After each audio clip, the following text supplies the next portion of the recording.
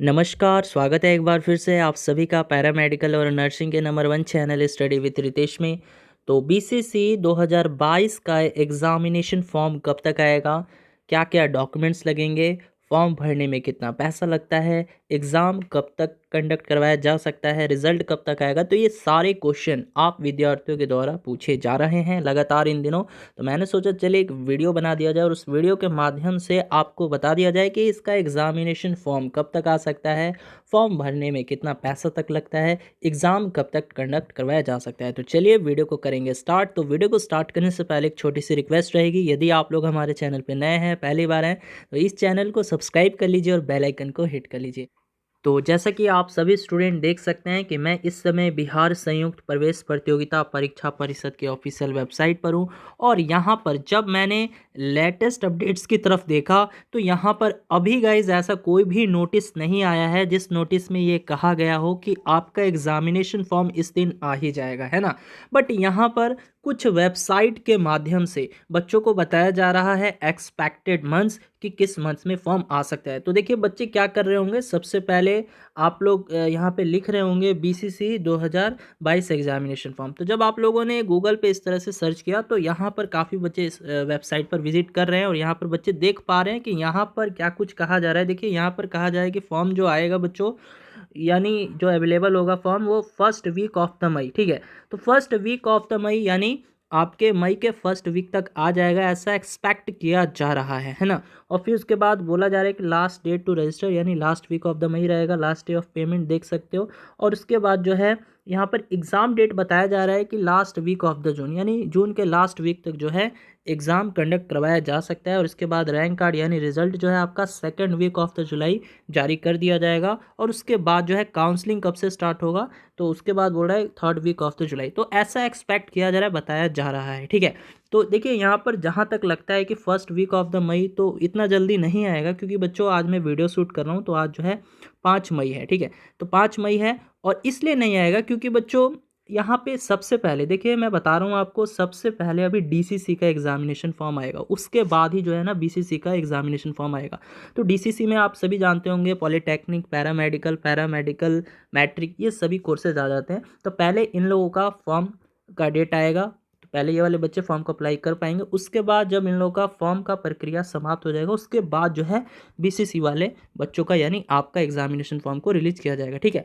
अब इसके बाद हम लोग बात करेंगे कि यहाँ पर जो एग्ज़ाम होगा ये ऑनलाइन होगा या ऑफलाइन होगा। तो देखिए बच्चों यहाँ पे जो आपका ये एग्ज़ाम होता है ये ऑफलाइन कंडक्ट करवाया जाता है, ठीक है। अब यहाँ पर बात करेंगे कि क्या कुछ फ़ी लगती है इस एप्लीकेशन फॉर्म को फिलअप करने में। तो यदि आपका ग्रुप पीसीबी लेते हो या फिर पीसीएम या सीबीए, एमबीए या एमसीए और पीसीए, और आप एससी और एसटी कैटेगरी के अंतर्गत आते हो तो 500 रुपये आपका फ़ी लगेगा।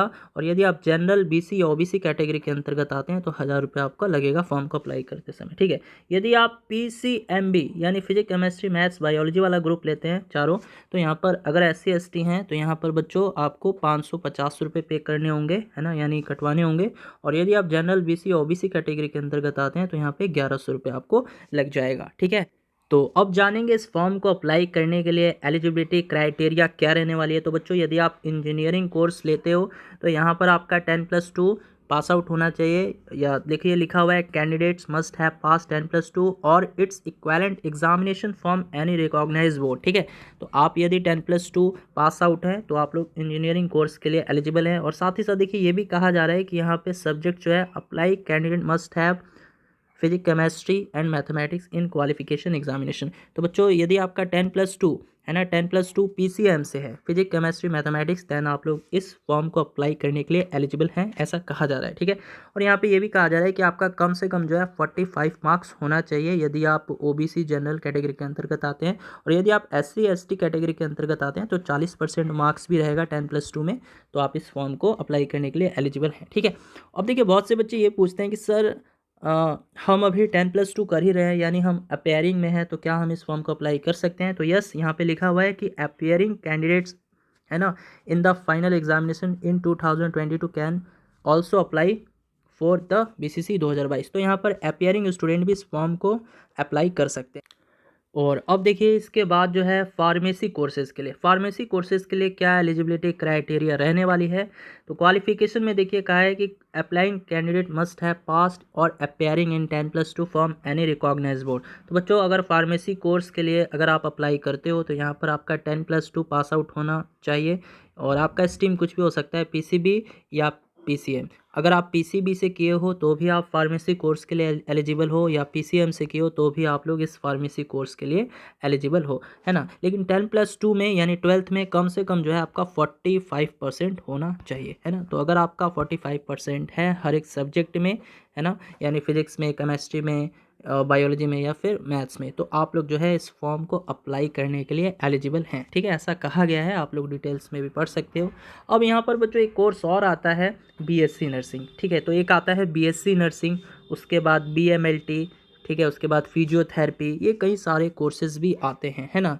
ऑक्यूपेशनल थेरेपी भी आता है।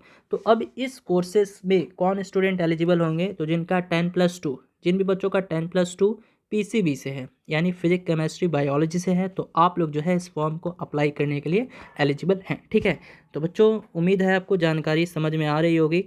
अब इसके बाद काफ़ी बच्चे जानना चाहेंगे बीसीसी 2022 का एग्जामिनेशन पैटर्न क्या होने वाला है, यानी टोटल नंबर ऑफ क्वेश्चंस कितने पूछे जाते हैं, टोटल मार्क्स क्या रहता है, नेगेटिव मार्किंग होता है या नहीं होता है, तो ये सब भी हम लोग जानेंगे, ठीक है। तो देखिए बच्चों सबसे पहले हम लोग ये जानेंगे कि टोटल नंबर ऑफ क्वेश्चंस कितने होते हैं, ठीक है।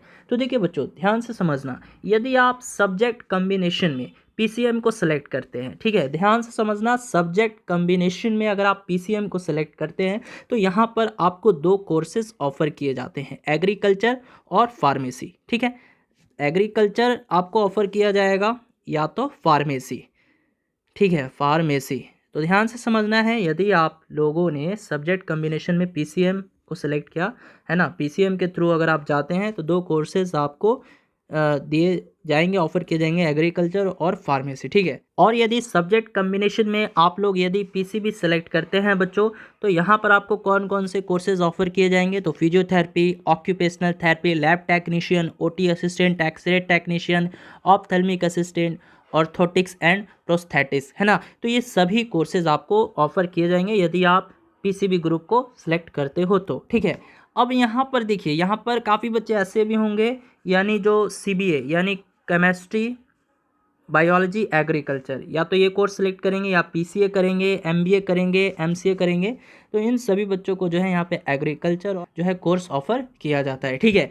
तो अब यहाँ पर हम लोग ये जानेंगे, सपोज कीजिए कि आपका ग्रुप पीसीबी है, ठीक है। तो पीसीबी है तो इट मीन्स इसके अंतर्गत ये सभी कोर्सेज आ जाएंगे, स्क्रीन पे आपको दिख भी रहा होगा, ठीक है। तो यहाँ पर आपको देखिए फिजिक्स का जो है पेपर सॉल्व करना होगा, तो फिजिक्स में 100 क्वेश्चन दिए जाएंगे, केमिस्ट्री में भी 100 क्वेश्चन दिए जाएंगे और बायोलॉजी में भी 100 क्वेश्चन दिए जाएंगे। और एक क्वेश्चन है ना बच्चों, एक क्वेश्चन जो है 4 मार्क्स कैरी करेगा, तो यहाँ पर 300 क्वेश्चन हो जाएंगे, 300 क्वेश्चन हो जाएंगे। तो 300 क्वेश्चन कितने मार्क्स कैरी करेंगे, तो 4 में 300 से गुना कर दीजिए तो 1200 मार्क्स कैरी करेंगे, ठीक है। 1200 मार्क्स का ये एग्ज़ाम होगा, ठीक है, 1200 मार्क्स का ये एग्ज़ाम होगा बच्चों, तो आपको ध्यान में रखना है। अब काफ़ी बच्चे ये जानना चाहेंगे कि सर 1200 मार्क्स का तो एग्ज़ाम होगा, सर नेगेटिव मार्किंग होता है या नहीं होता है, तो बच्चों ऑफकोर्स होता है। देखिए यहाँ पर लिखा हुआ है कि अगर आप एक क्वेश्चन को करेक्ट करते हैं तो आपको 4 मार्क्स मिलेगा, अगर एक क्वेश्चन आपका सही हुआ तो 4 मार्क्स आपको मिल जाएंगे, है ना। और यदि देखिए यदि बच्चों यहाँ पर आपका एक क्वेश्चन गलत हुआ तो 1 मार्क्स को डिडक्ट कर लिया जाएगा, ठीक है।